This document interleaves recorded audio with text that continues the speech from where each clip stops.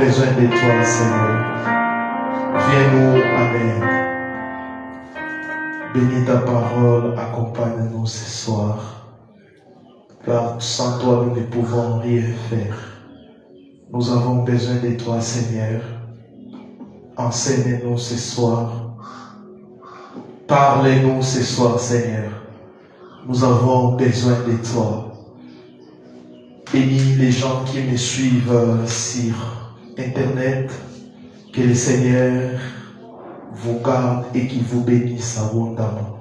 Au nom puissant et glorieux de notre Adonai, Yehoshua Hamashiach, l'unique et le véritable Elohim, nous avons ainsi prié.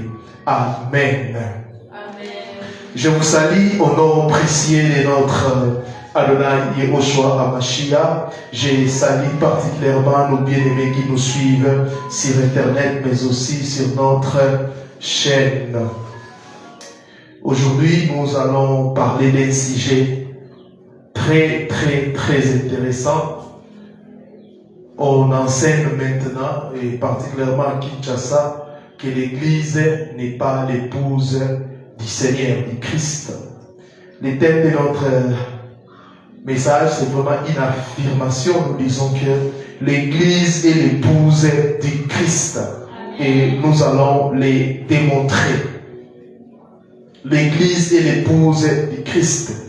Bien-aimés dans le Seigneur, comme toute fiancée, les fait avant le mariage, elle se prépare pour son futur époux.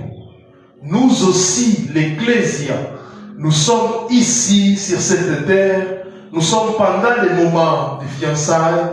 Le Seigneur Yehoshua Hamashiach, qui est notre fiancé, il reviendra nous prendre pour que nous puissions célébrer les mariages avec lui. Yehoshua Hamashiach considère son église comme son épouse. Elle est si précieuse à ses yeux qu'il a donné sa vie pour elle. Je le répète encore. Yehoshua Hamashiach considère son église comme son épouse. Elle est si précieuse à ses yeux qu'il a plutôt donné sa vie pour elle. Amen. Cette vérité biblique et doctrinale se trouve bien énoncée dans la Bible. Je le répète encore. Cette vérité biblique et doctrinale se trouve bien énoncée, très bien énoncée dans la Bible. Amen. Elle tire son origine de la création même du monde. Ah oui? Oui. Elle tire son origine dans la création même du monde. Les récits d'Adam, les premiers, qui est l'ombre du Christ. Si vous lisez 1 Corinthiens 15, verset 45, 1 Corinthiens 15, 45, il est écrit, c'est pourquoi il est écrit, les premiers hommes Adam devaient une âme vivante. Le dernier Adam est devenu un esprit vivifiant. Donc vous comprenez ici que Adam est l'ombre du Christ. Adam c'est l'ombre de Yehoshua Hamashiach. 1 Corinthiens 15, 45 nous montre que celui-ci ne devait pas rester seul, Adam, en vue de la multiplication de sa race. En créant Adam, Elohim a constaté que Adam ne pouvait pas être ou rester seul. Adam devait se multiplier. Ainsi, Elohim décida de lui faire une aide semblable. En plongeant dans un sommeil pour lui arracher une côte. Le sommeil, c'est la préfiguration de la mort. Pour lui arracher une côte. Le fait d'arracher une côte préfigurait les prix à payer, sacrifice. Pourquoi il devait lui arracher une côte afin d'en créer sa femme? Alléluia. Amen. Alléluia. Amen. Elohim décida de lui faire une aide semblable en le plongeant dans un sommeil. Et le second Adam aussi, pour sauver l'humanité, il devait mourir. Et il devait payer un prix. Le prix a été payé où? à la croix de Golgotha. Ainsi, Ève, la mère de tous les vivants, est une préfiguration de l'Église, la mère de tous les chrétiens, créée de la mort du Mashiach par son sacrifice à la croix, où son côté a été frappé. Alléluia. Le premier mariage ou le premier couple, c'était la préfiguration du mariage de Yehoshua et son église. Alléluia. Alléluia. Ève est une préfiguration de l'église, la mère de tous les chrétiens, créée de la mort, le sommeil du second Adam par son sacrifice, la côte à la croix où son côté a été frappé. Bien aimé, cela suffit. Quoi de plus clair, j'allais dire, une révélation déjà connue et enseignée depuis des années. Depuis des années. C'est ainsi que l'Église a toujours été peinte comme l'épouse plutôt du Christ. Cela est affirmé dans les passages de la lettre de Paul aux Éphésiens, où l'apôtre Paul parle du mystère caché dans les mariages et il dit qu'il parle non pas de l'homme et de la femme naturelle, mais par rapport à Christ et l'Église. On va lire ces versets. On va lire ces versets. Éphésiens 5, 25 à 27. Éphésiens 5, 27 à 27. Écoutez ce que l'apôtre Paul dit. Marie, aimez vos femmes comme Christ a aimé l'Église. Il s'est livré lui-même pour elle, afin de la sanctifier par la parole, après l'avoir purifiée par les baptêmes d'eau, afin de faire paraître devant lui cette Église glorieuse, sans tache, ni ride, ni rien de semblable, mais sainte et irrépréhensible. D'autres personnes disent non, non, non. Là, l'apôtre Paul seulement fait une comparaison. Ce n'est pas qu'il n'a pas affirmé que l'Église est l'épouse du Seigneur. Écoutez maintenant le verset 32. On va lire le verset 32. Ce mystère est grand. J'ai dit cela par rapport à Christ et à l'Église. Waouh! Une précision de taille qui confirme que l'Église est l'épouse du Christ. L'Église est l'épouse de Yehoshua HaMashiach. Ainsi, quand il donne des conseils conjugaux, il les donne par rapport à Christ, Marie, et l'Église, femme ou épouse. Maintenant, écoutez, les gens qui affirment que Christ n'est pas, ou l'Église n'est pas l'épouse de HaMashiach, ils utilisent le fameux passage d'Apocalypse où l'apôtre Jean voit descendre du ciel la nouvelle Jérusalem, l'épouse de l'agneau. Vous voyez que les gens qui affirment que Yehoshua n'est pas notre époux, ou l'Église n'est pas l'épouse du Seigneur, ces gens-là, ce sont des kabbalistes. Oui, je vais les démontrer. Je vais les démontrer. Ce sont des kabbalistes. Vous savez, la kabbale juive, c'est vraiment la tradition juive mélangée avec la parole du Seigneur. Ces gens-là aiment Israël plus que même l'Église. C'est pour cela que vous allez remarquer dans leurs églises, il y a les drapeaux d'Israël. Ils partent parfois en pèlerinage en Israël. Ils se fait rebaptiser en Israël. Ce sont des kabbalistes. Pourquoi selon eux, c'est seulement Israël qui est l'épouse du Seigneur Yehoshua, pas l'Église. Ils ne comprennent ni la notion de l'Église, ni la notion d'Israël. On va expliquer ça. Apocalypse 19, le verset 7. Apocalypse 19, 7. Écoutez. Réjouissons-nous et soyons dans l'allégresse et donnons-lui gloire, car les noces de l'agneau sont venues et son épouse s'est préparée. Vous voyez ici, on dit quoi? Son épouse s'est préparée. L'ange dit à Jean qu'il lui montrera l'épouse, la femme de l'agneau, et là, il lui montre. Et disent Jérusalem. Non, mais ici, on dit la nouvelle Jérusalem. Amen. Alléluia. Et ils disent, les versets, Apocalypse 21, le verset 9.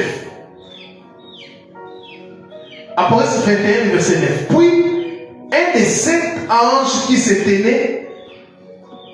tenait plutôt les 7 coupes remplies des 7 derniers flots verts, et il m'adressa la parole en disant, viens, je te montrerai l'épouse, la femme de l'agneau. Et il me transporta en esprit sur une grande et haute montagne, le verset 10e, là c'est le verset 10e, et il me montra la ville sainte, Jérusalem, qui descendait du ciel d'auprès d'Élohim. Et il dit, voilà, il n'a pas montré l'église, mais il a montré Jérusalem. Il n'a pas montré l'église. Vous voyez que l'église n'est pas l'épouse du Seigneur. Il a dit, la Bible dit, l'épouse s'est préparée, mais on lui montre. Ces gens-là ne comprennent absolument rien. Alléluia. Apocalypse 21, le verset 2e. Et je vis descendre du ciel d'auprès d'Élohim la ville sainte, la nouvelle Jérusalem, préparée comme épouse qui s'est parée pour son époux. On parle de ça. Donc, à d'autres termes, si nous suivons leur logique, parce que ici nous sommes déjà, ici c'est vraiment après l'enlèvement. Alléluia. On va expliquer certaines choses. Mais avant d'avancer, d'aller plus loin, il y a des vérités à savoir. La première vérité, c'est que Jean était un Israélite qui, comme les autres apôtres des Yéhoshua juifs, attendait la restauration du royaume d'Israël. Ainsi, la symbolique de Jérusalem dans la foi des Juifs est grande. Je vous épargne du fait que Paul soit le seul apôtre qui parle de l'enlèvement. Ni Pierre ni Jean n'en parlent clairement. Pourquoi seulement Paul? Parce que Paul fit l'apôtre des païens, gentil. Donc sa vision prophétique s'arrête sur la conclusion du temps de l'Église. Nous en parlerons un jour avec beaucoup de détails. C'est cette perspective spirituelle qui fait que Jean voit la nouvelle Jérusalem. On va expliquer. Deuxième vérité. Tout eschatologue sait que l'Église sera d'abord enlevée, puis redescendra avec le Seigneur lors de la victoire, lors de la guerre d'Armageddon, la victoire. Alléluia. Après l'enlèvement, nous allons passer 7 ans. Israël, Elohim, il y a plusieurs versets de la Bible qui montrent que Elohim s'est séparé d'Israël. Dieu n'est plus à ce moment ici la femme ou la fiancée, n'est plus la femme d'Israël. Elohim s'est séparé d'Israël. Nous sommes au temps des nations, au temps de la grâce, au temps de l'Église. Le Seigneur s'est fiancé à l'Église. Et après l'enlèvement, on va célébrer ce qu'on appelle quoi? La noce de l'agneau, donc les festins, les mariages entre Yéhoshua et l'Église. C'est cette église glorifiée, couronnée et victorieuse, revêtue de sa plus belle robe, qui porte le titre de la nouvelle Jérusalem. La nouvelle Jérusalem ici, c'est quoi? Les Juifs, après ce que Daniel dit, la désolation, où l'Antichrist va se proclamer comme étant Elohim. Alléluia. Il va profaner les temples et consorts. Après cela, les Juifs vont résister. Il y aura la persécution des Juifs. Les Juifs ont abandonné le Seigneur Yéhoshua à Mashiach. Ils n'ont pas cru. Pour devenir église, qu'est-ce qu'il faut faire? Il faut croire à l'agneau de Dieu qui ôte le péché du monde. En croyant à Yéhoshua Mashiach, tu deviens église. Les Juifs ont refusé de croire. C'est pour cela Israël n'est pas l'église. Israël, pour le moment, ne fait pas partie de l'église. Pourquoi? Parce qu'il a ignoré l'agneau. Alléluia. Après cette guerre, les Juifs vont crier Maranatha. Reviens, Seigneur Yéhoshua. Yéhoshua va revenir. La Bible dit, il posera ses 2 pieds au mont des Oliviers. Et cette montagne va s'écrouler. Alléluia. Et Yéhoshua va sauver l'église. Quand on dit sauver l'église, c'est-à-dire Israël va croire au Seigneur Yéhoshua. Automatiquement, Israël deviendra quoi? L'église. Israël et l'église feront une seule épouse. Oh, est-ce Est-ce que vous comprenez ces choses? Est-ce que vous comprenez ces choses? De même que l'arche de Dieu fut gardée dans une tente, transportée des lieux années jusqu'à la conquête de Jérusalem, à son choix comme la ville du grand roi et la construction du temple. Qui fera de Jérusalem la ville mère du peuple d'Israël? De même, l'église sur la terre est comme l'arche qui va de lieu en lieu, portant les grands trésors dans les vases de terre, des tentes qui s'usent, mais après l'enlèvement, l'église va entrer dans sa gloire, et quand elle s'établira sous le nouveau ciel et sur la nouvelle terre, elle sera désormais la nouvelle Jérusalem. La nouvelle Jérusalem n'est pas une notion différente de l'église, mais une version améliorée, car la nouvelle Jérusalem sera l'église des gentils et des juifs. C'est clair.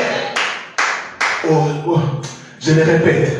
La nouvelle Jérusalem n'est pas une notion différente de l'église, mais une version améliorée. Car la nouvelle Jérusalem sera l'église des gentils et des juifs. Ah oui. Cependant, comme cela a été mentionné, les membres de l'église ne sont pas encore entrés dans la plénitude de cette relation nuptiale avec Mashiach. Ils ne sont à l'heure actuelle que fiancés à lui, avec la responsabilité de rester spirituellement pur. Paul dit à certains qu'il avait aidé à parvenir à la conversion. Des Corinthiens 11, verset 2, la Bible dit: je vous ai fiancé à un seul époux pour vous présenter à Christ comme une vierge pure. Wow. Et lorsque Yéhoshua HaMashiach reviendra finalement, on fera cette déclaration. Apocalypse 19, le verset 7e. Réjouissons-nous, soyons dans l'allégresse et donnons-lui gloire, car les noces de l'agneau sont venues, son épouse s'est préparée. Est-ce que quelqu'un comprend? La nouvelle alliance, l'alliance que les disciples de Yéhoshua HaMashiach ont contractée, est en fait une alliance de mariage. Cette nouvelle alliance a été promise à l'ancien Israël bien avant que le Christ ne vienne en chair. Jérémie, le verset 31 et le chapitre 31. Elle avait été rendue nécessaire du fait que la nation avait violé les termes de l'ancienne alliance que Elohim avait conclue avec Israël au mont Sinaï. Alliance qu'ils ont violée, quoique je suis leur maître, dit l'Éternel. Jérémie chapitre 31, verset 32. Ils ont violé cette alliance. Ainsi, l'ancienne alliance fit également une alliance de mariage. Israël était donc l'épouse de Dieu, et il était important de comprendre que c'est lui que les Israélites connaissaient comme étant Dieu dans l'ancienne alliance, n'était que nul autre que celui qui naquit plus tard sous le nom de Yéhoshua HaMashiach. 1 Corinthiens 10, 4, vous allez voir ça. Donc l'église du Christ est donc Israël, mais la nation brisa ses vœux de mariage, adorant même d'autres divinités, ce que Dieu considérait comme un adultère spirituel et une prostitution. Vous pouvez lire Lévitique 17, le verset 7e, Jérémie 3, le verset 1er, Jérémie 3, le verset 6e. On explique comment Israël avait commis l'adultère et Elohim a répudié Israël. L'ancienne alliance fut résiliée avec la mort de Yéhoshua HaMashiach, mais à présent qu'il est ressuscité, Mashiach a toujours l'intention de se marier avec Israël, mais dans le cadre d'une nouvelle alliance. Un nouvel accord marital. Cette alliance est ouverte à tous, mais tous doivent devenir en Christ des Israélites spirituels. L'Église est Israël spirituel, elle joue le rôle de précurseur dans cette relation qui est placée sous les signes de la nouvelle alliance. Et dans l'ancienne alliance, Elohim mentionne aussi qu'il est marié à la ville de Jérusalem, laquelle représentait tout Israël. Ézéchiel 16. De même, la nouvelle Jérusalem à venir est mentionnée comme étant l'épouse, la femme de l'agneau. Il en est ainsi parce que cette nouvelle Jérusalem sera composée de tous ceux qui sont fidèles à Elohim, de tous ceux qui ont crié au Seigneur Yahushua HaMashiach. Elle sera en effet la demeure éternelle d'Elohim et de son peuple. Notez que l'Église elle-même est appelée une habitation d'Elohim en esprit. Éphésiens 2, verset 22. Elohim, les pères et Yahushua HaMashiach vivant parmi les membres de l'Église par les biais du Saint-Esprit. Vous avez compris comment Elohim avait brisé l'alliance qu'elle avait avec Israël, parce qu'Israël était tombé dans la prostitution. Et vous avez compris comment la mort de Yahushua a inauguré une nouvelle alliance. C'est l'ère de l'Église. Alléluia. Maintenant, il y a un verset aussi. Les gens qui pensent encore que l'Église n'est pas l'épouse du Seigneur, parce qu'on parle de la Nouvelle Jérusalem, mais définissons, c'est quoi la Nouvelle Jérusalem? Expliquons la notion de la Nouvelle Jérusalem. Apocalypse 21, 1 je crois à 5. Puis j'ai vu un nouveau ciel et une nouvelle terre. Car le premier ciel et la première terre avaient disparu et la mer n'était plus. Et je vis descendre du ciel, d'auprès d'Élohim, la ville sainte, la Nouvelle Jérusalem, préparée comme épouse qui s'est parée pour son époux. Donc, on a aboli le premier monde. Et la Nouvelle Jérusalem descend sans l'Église. Il y a un sérieux problème dans leur interprétation. Et j'entendis du trône une forte voix qui disait: voici le tabernacle d'Élohim avec les hommes. Il habitera avec eux et ils seront son peuple. Et Élohim lui-même sera avec eux. Vous voyez que la notion de la Nouvelle Jérusalem est vraiment plus élargie. C'est vraiment large. Alléluia. C'est l'Église, comme je l'ai dit. L'Église du Seigneur. Pourquoi j'appelle ça vraiment Église? Je dis Alléluia. Pourquoi? Quand les Juifs vont croire, ils vont dire Maranatha, ils vont croire au Seigneur, directement, ils vont s'associer à l'Église. Il essuiera toute larme de leurs yeux et la mort ne sera plus. Et il n'y aura plus ni deuil, ni cri, ni douleur, car les premières choses ont disparu. Et celui qui était assis sur le trône dit: voici, j'ai fait toutes choses nouvelles. Et il dit: écrit, car ces paroles sont certaines et véritables. Donc, c'est clair que la Nouvelle Jérusalem n'est pas une notion différente de l'Église. Vous devez le comprendre. Mais une version améliorée, car la Nouvelle Jérusalem sera l'Église des gentils et des juifs. L'église des gentils et des juifs. Ça sera comme ça. Alléluia. Alléluia. Ça sera l'église des gentils. Nous, autrefois, on nous appelait les païens parce qu'on n'était pas dans la nation Israël. Alléluia. Alléluia.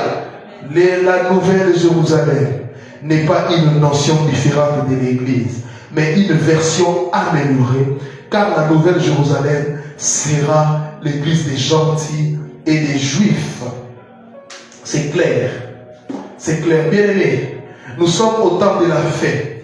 Faites très attention.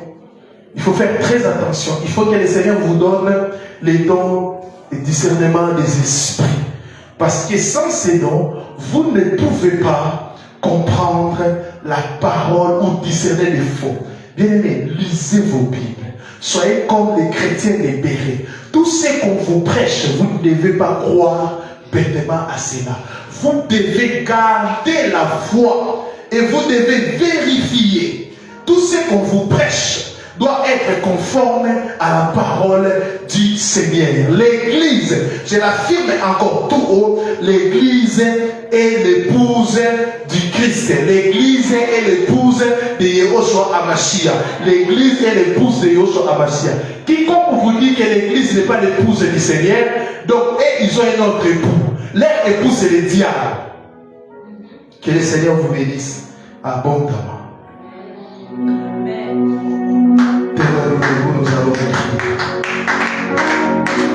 Nous allons prier. Oh Rachatana Yabashi. Oh notre époux Yahushua, nous t'entendons.